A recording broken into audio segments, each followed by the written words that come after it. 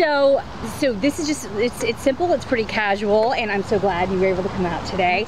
So all of this at once, I feel like you're about to have your first baby, as of the time that we're doing this interview, actually, and you're running for city council. So what is it like to have all of that happening at once, and did you plan on it happening that way?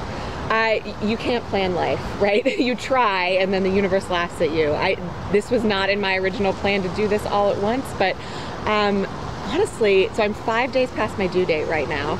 And I said you were probably just waiting for this to happen. We know how that feels. Yes, just waiting for my daughter to arrive. And, you know, it has been actually a pretty emotional experience to be able to campaign with my little girl, you know, developing in me.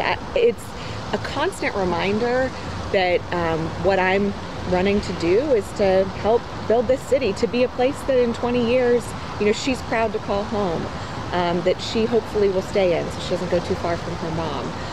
It has actually been a really powerful experience doing both at once. It sounds pretty amazing. Yeah. You know, for you, given kind of your family background, did you know that you would go in this direction? Is this something that you foresaw doing, running for public office? Well, I've always admired the work of what people can do in public office. So my dad, Sherrod, when we were growing up, I didn't understand what politics was. What I saw was anywhere we'd go, people coming up to him and thanking him, right? Whether it was for a vote, a constituent case his office helped solve.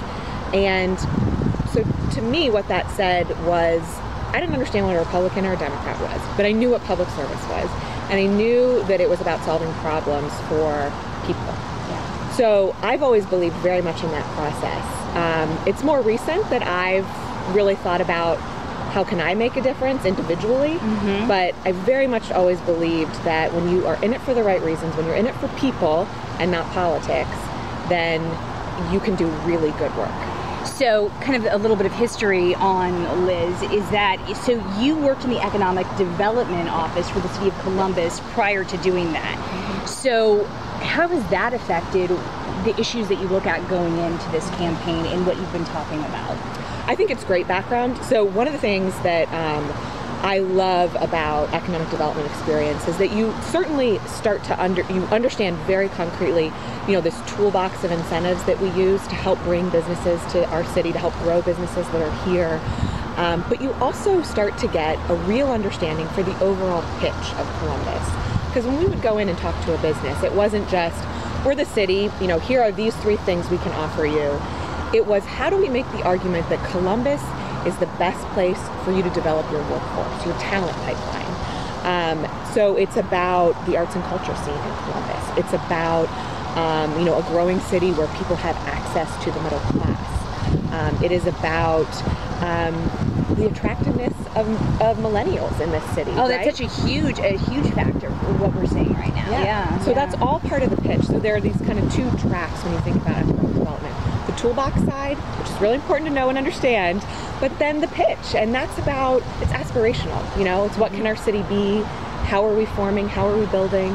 I love that about the background I was able to get in economic development. Now, you've also kind of, to the point of it, you're about to have your first child, and, you know, I know that you've talked a lot about paid leave, and that's been a subject that's been on my mind and a lot of other families as well. What's your kind of stance on that, and how do you feel we're addressing that in the state of Ohio and here in the city itself? Well, I think nationally and in Ohio, it's the paid leave picture is pretty abysmal.